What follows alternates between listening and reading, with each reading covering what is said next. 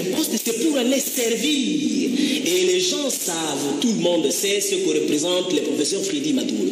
Il a suffi simplement de sa présence dans le gouvernement pour que celui-ci soit hyper crédibilisé. Beaucoup de gens d'ailleurs le disaient ici, on pouvait encore citer si ça allait être le professeur Freddy Matungulu. Mais de l'autre côté, le rassemblement limité, vous avez quitté là-bas parce qu'il y a plusieurs candidatures. Attendez, il l'a rencontré. Plusieurs candidatures de la présidence. Il l'a rencontré. Attendez, je voudrais vraiment parler de cette question parce qu'il y a beaucoup de gens qui spéculent sans pour autant avoir la meilleure information. Vous savez, il faut toujours aller à la recherche de l'information pour convaincre l'ignorance. Le prof a rencontré le Premier ministre Bruno Tshibala. Et vous savez ce qu'ils ont échangé. D'ailleurs, au sortir, c'est lui qui a publié les photos dans les réseaux sociaux. Il lui dit très exactement ceci. Il lui a parlé sur des situations économiques dans le pays.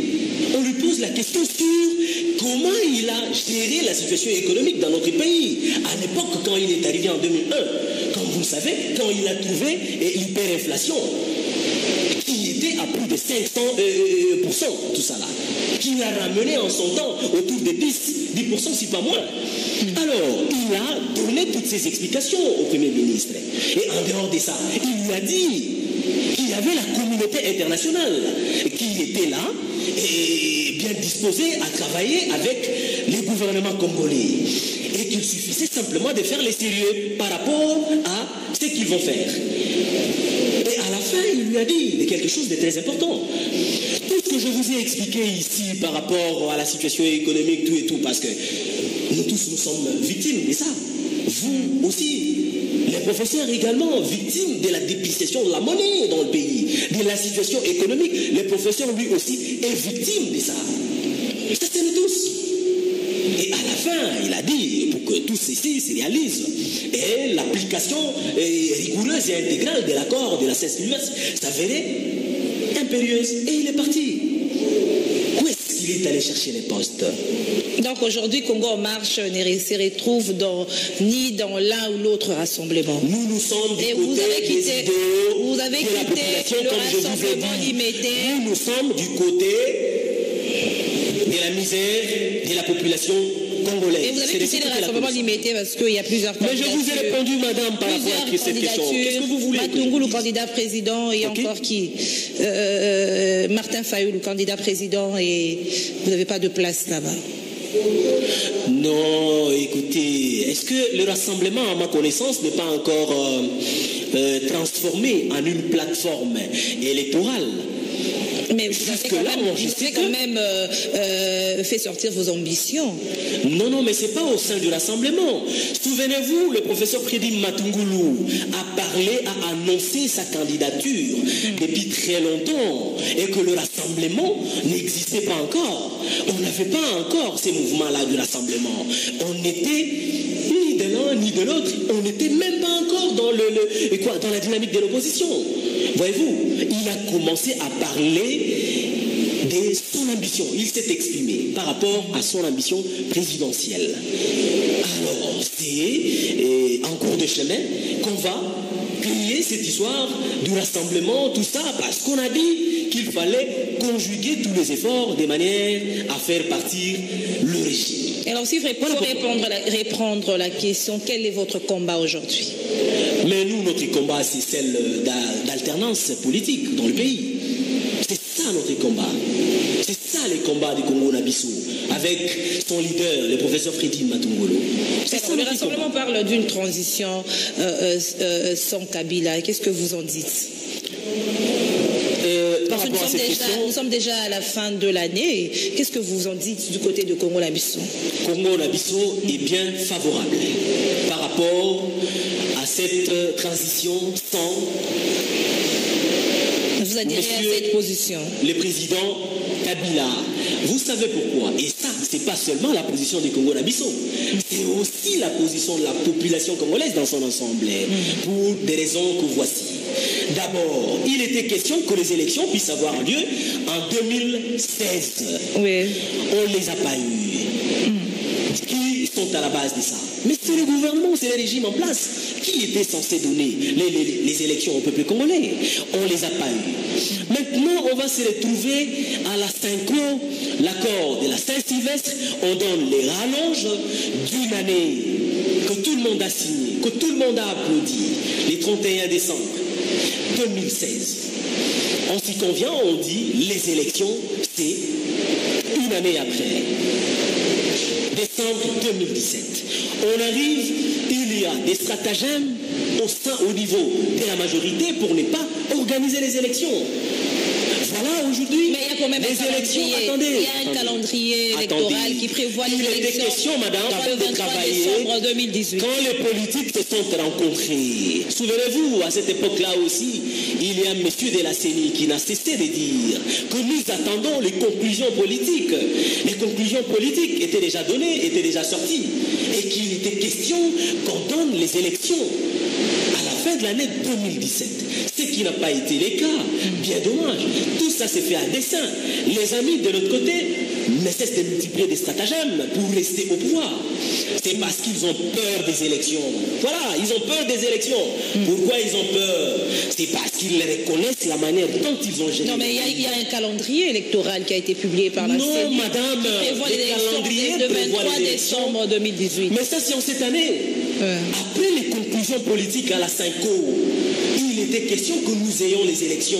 En réalité, on serait déjà en train d'attendre les résultats des élections qui devraient avoir lieu. Hein? En fait, non, on attendrait les élections les 31 mois. C'est ça, non? Les 31 dans quelques jours. Mais maintenant, ils se sont arrangés et pour ne pas les organiser et renvoyer ça à une année encore de plus.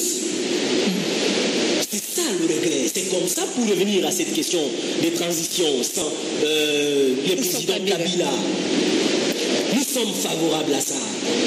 Laissez-moi vous dire pourquoi. C'est parce qu'en 2016, ils n'ont pas donné les élections à la date butoir, conformément à la loi. Ils n'ont pas fait en 2017, conformément à l'accord de la Saint-Sylvestre. Ils n'ont pas non plus donné les élections. Ils renvoient ça en 2018, décembre, le 23.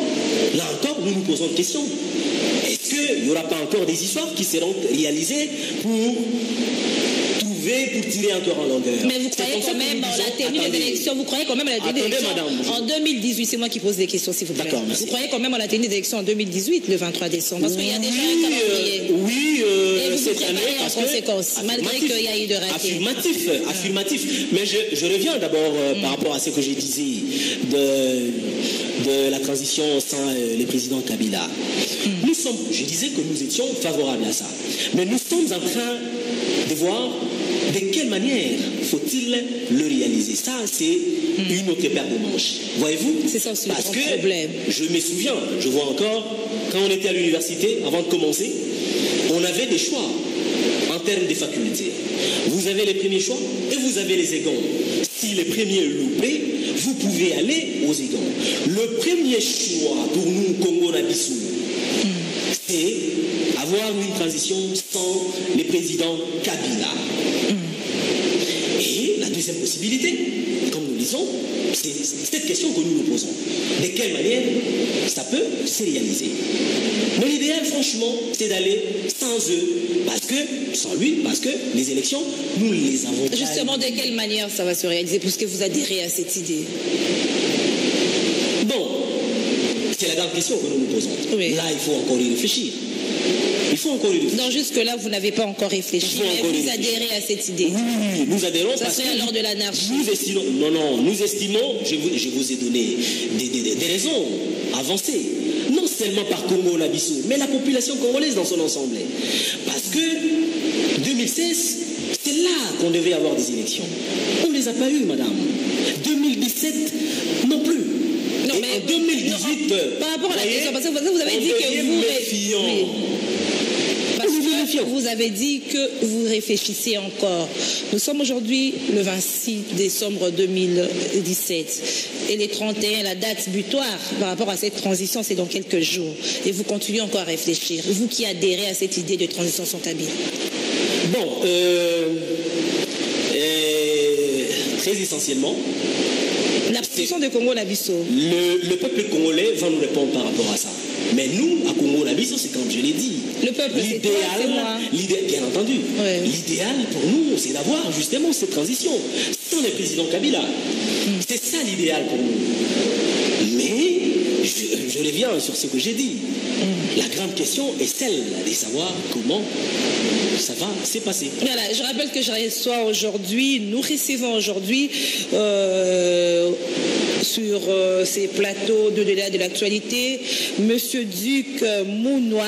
Il est cadre du parti Congo Nabiso, parti cher à Freddy Matungulu, qui est candidat président de la République. Il est également vice-président de la Ligue de la jeunesse de ce parti Congo Nabiso, Monsieur Duc Mounoua. Vous êtes vice-président de Congo Nabiso, vice-président de la Ligue de la jeunesse de ce parti cher à Freddy Matungulu. Est-ce que vous pouvez faire un état de lieu de la jeunesse dans la politique?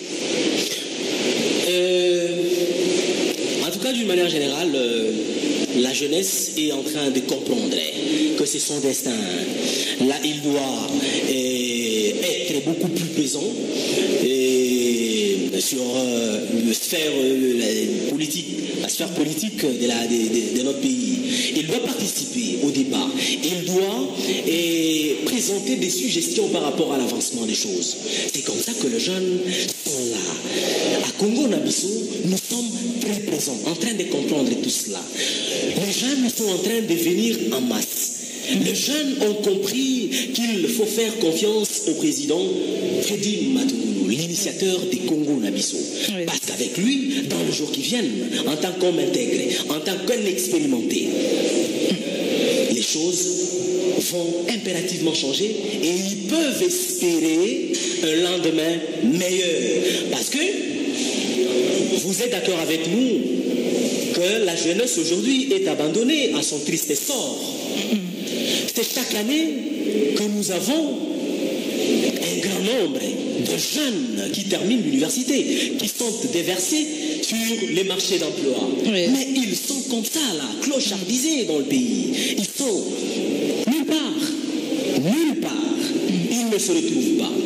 C'est comme ça, ils ont compris qu'avec le professeur Freddy Matungulu, qui va changer le affirmatif, madame. Il est en train de travailler par rapport à ça. Il est en train de travailler par rapport à ça. Il est en train d'implanter son parti sur toute l'étendue du territoire national. Il est en train de prendre des contacts avec des partenaires au développement du pays pour que demain, dès qu'il est aux affaires, parce que je le crois très certainement que le peuple congolais va lui faire confiance, et il ne va pas être là en train de tituber, en train de chercher et sur quel pied. Ce qui intéresse plus les politiques congolais, c'est la course au pouvoir. C'est pas les soucis de la situation de la population. Non, mais ça c'est, il faut faire il faut faire la distinction entre les professeurs Freddy Matungulu et les autres. Parce que lui était déjà mais lui également est dans la course au pouvoir. Il est candidat, il est en revenant au pays directement, il parle de sa candidature. Oui, mais c'est comme ça, c'est tout à fait légitime. C'est normal. C'est normal. Parce que lui estime qu'il est l'homme idéal pour le changement de notre pays. Alors vous êtes président de la Ligue de la jeunesse de Congo Nabiso. Est-ce qu'au niveau de votre parti, parce que nous voyons des jeunes dans d'autres partis politiques qui sont plus utilisés pour la sécurité, des jeunes qui sont utilisés de partis politiques, c'est pas le cas chez vous? Non, pas du tout. Mais il y a une très forte les jeunes ont peur d'affronter la politique. Mais moi je suis là, je suis quand même jeune, non? Je suis jeune, n'est-ce pas? Mais je suis là en train d'affronter les réalités, n'est-ce pas? Je viens travailler aux côtés du professeur parce que j'ai cru en lui. C'est un peu comme les apôtres disaient en Jésus. Nous savons en qui nous avons placé notre confiance. Et moi, je l'ai dit aussi aujourd'hui. Moi, je connais, je sais en qui j'ai cru. Moi, je suis le professeur. Vous savez quoi? Il y a un adage qui dit, celui qui sait, il faut le suivre. Parce que c'est lui la lumière. D'accord? Celui qui ne sait pas, il faut le fuir, parce qu'il ne saura jamais. Alors moi, je suis le professeur, parce qu'il sait. Le professeur Freddy Matungulu, lui, sait. Et parce qu'il sait, je dois le suivre. J'invite tous les jeunes, toute la jeunesse du pays à suivre le professeur. Parce qu'il sait, eh bien, c'est lui la lumière.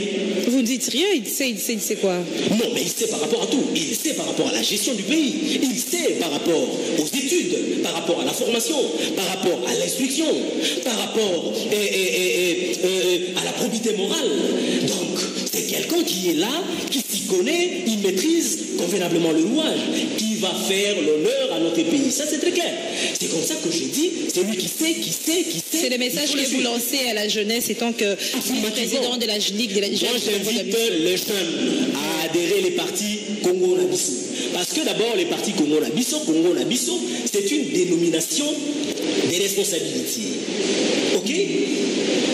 C'est un cri de ralliement. Oui. C'est une dénomination d'appropriation. On ne sent pas le C'est une dénomination d'appropriation. Mais bien entendu, nous sommes là très présents. Pas le parti tout terrain. Ah, vous voulez les gens qui sont ici à longueur de journée en train de... Mais il faut être proche de la population. Parler à la télé. Mais bien entendu, nous sommes proches de la population. C'est comme ça que cette implantation se réalise. On n'en a jamais vu par les passés un parti politique au bout de 3 ans réaliser ce que nous avons réalisé aujourd'hui. Nous sommes très présents aujourd'hui. Nous sommes en train de le faire. Écoutez, quand vous allez dans le Bas-Congo ici, nous sommes présents. Vous voulez quoi? Que nous soyons ici, sur votre plateau, à longueur de journée, en train de parler ou parloter? C'est en ces moments-là que vous allez comprendre que nous sommes bel et bien présents. Ce n'est pas ça la démarche. Nous, on a souhaité renverser notre pyramide.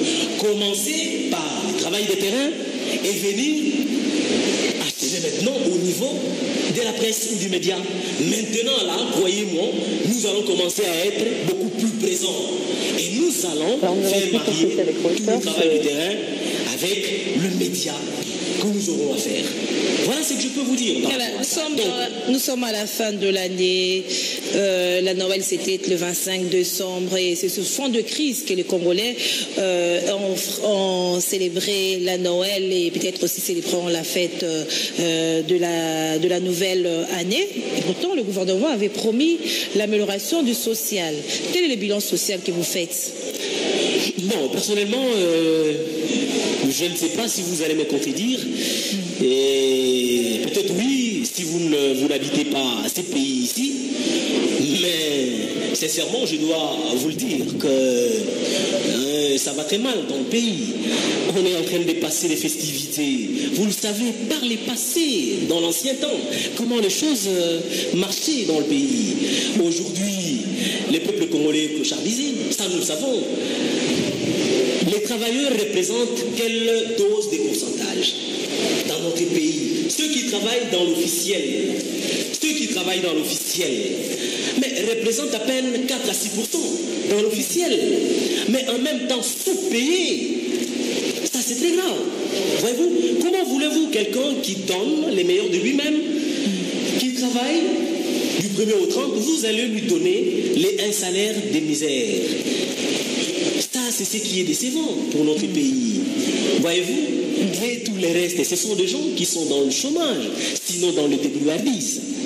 Voyez-vous, il est tout à fait normal que la situation au pays soit celle que nous vivons aujourd'hui.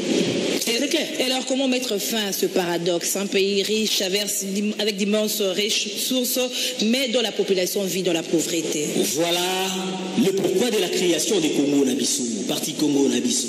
Je reviens à votre entendement, Congo-Nabisso vient vraiment changer tout. Affirmatif, avec madame. Une baguette magique. Affirmatif, madame. Je vais vous dire, Congo-Nabisso, c'est un parti qui reçoit mission, ou qui a reçu mission, de briser les paradoxes qui existent entre un pays potentiellement riche et où son peuple croupit dans la misère. Vous savez, c'est quoi la vie du Congolais, essentiellement du jeune Congolais? Naître, souffrir et mourir. Vous n'allez pas me dire le contraire. Aujourd'hui, le jeune Congolais se marie avec le faire-part. C'est ça. On est dérangé à longueur de journée. Écoutez, voilà à ceci, voilà à cela, tout ça. Et si vous pouvez me soutenir, tout ça là, je vais me marier, mais je n'ai encore rien. Tout ça là. Les gens meurent d'envie d'épouser des femmes, tout ça. Mais ils sont dépourvus de moyens. Voyez-vous, c'est ça, ces paradoxes-là que le parti Congo-Nabisso dès que le peuple congolais lui donne le pouvoir, va briser ces paradoxes-là entre un pays potentiellement riche et le peuple qui croupit dans la misère. Voilà. Et le 31 décembre, il y a les laïcs catholiques qui projettent une manifestation pour notamment fustiger ce que vous venez de dire là. Quelle est votre position de Congo-Bissau par rapport à cela? D'abord, revendiquer, marcher, cet endroit est reconnu dans la Constitution. C'est autorisé par la loi. Quand le peuple est indigné quelque part, ou par rapport au comportement dirigeant, il est tout à fait normal que celui-ci puisse les manifester, son mécontentement. Moi, je soutiens la démarche. Parce que d'abord, comme je l'ai dit, elle est constitutionnelle. Il faut laisser les gens manifester, revendiquer ce qu'ils estiment important. Nous soutenons à Congo-Bissau cette démarche. Nous sommes derrière cette démarche. Alors, il appartient à l'autorité compétente de prendre des dispositions d'encadrement de la marche. C'est comme ça que ça se passe. Alors, la marche aura lieu à la veille de la nouvelle année. Nous voyons déjà qu'il y a un climat de suspicion et de méfiance entre les parties prenantes, entre l'opposition, la majorité. Est-ce qu'avec ce climat, il y a possibilité qu'il y ait des élections apaisées, crédibles, en la date retenue par la CENI? Écoutez, nous d'abord, on avait dit que par rapport au calendrier, il y a la date, parce que vous parlez de la date. La date est partie très loin. Mais pourquoi ramener les élections très loin? Pourquoi vouloir bénéficier d'un bonus encore d'une année? Ce n'est pas ça l'esprit. Mais les calendriers est déjà là. L'esprit de l'accord. Ok? Non. Mais parce que l'accord n'a pas été appliqué de bonne foi. Le calendrier est déjà là. Mais nous, au Congo-Bissau, nous avons dit que nous prenons ça comme soubassement. Mais nous sommes allés plus loin pour dire, écoutez, les élections étaient possibles qu'elles soient organisées au plus tard au mois de septembre de cette même année. Et nous avons aussi présenté un certain nombre de préalables pour que celle-ci soit réellement crédible. Voyez-vous, par rapport, ça n'a rien à voir avec la marche. Ça n'a rien à voir avec la marche. Du 31, que les gens se proposent organiser.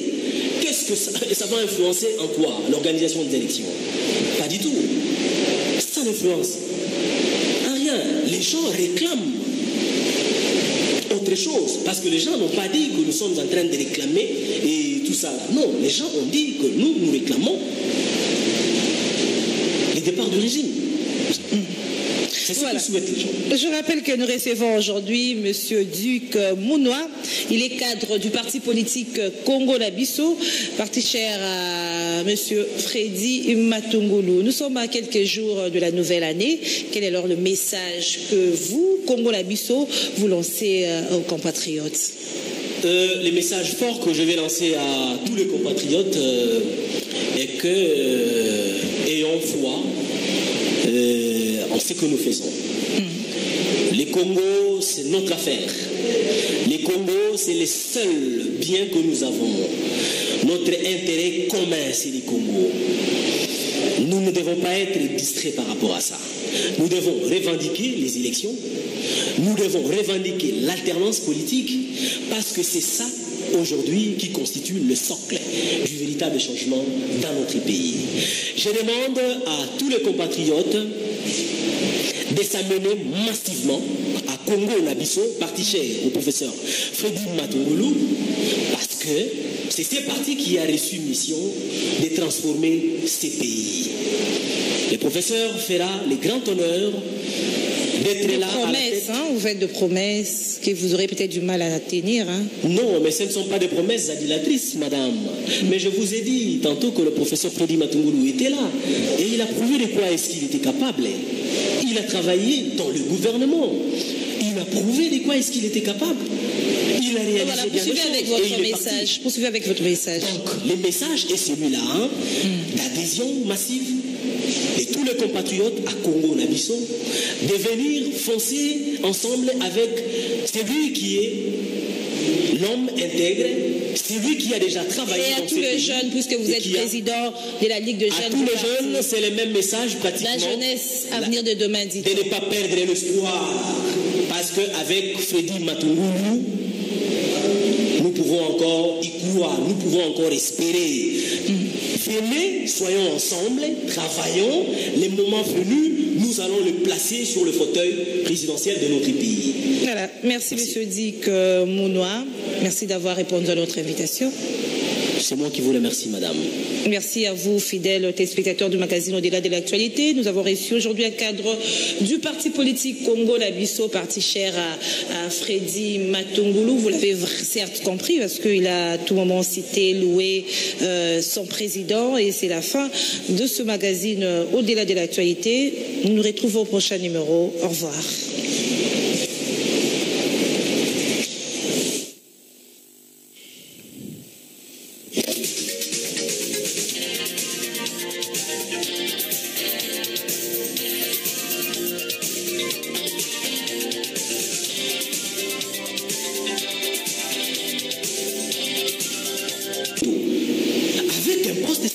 Servir.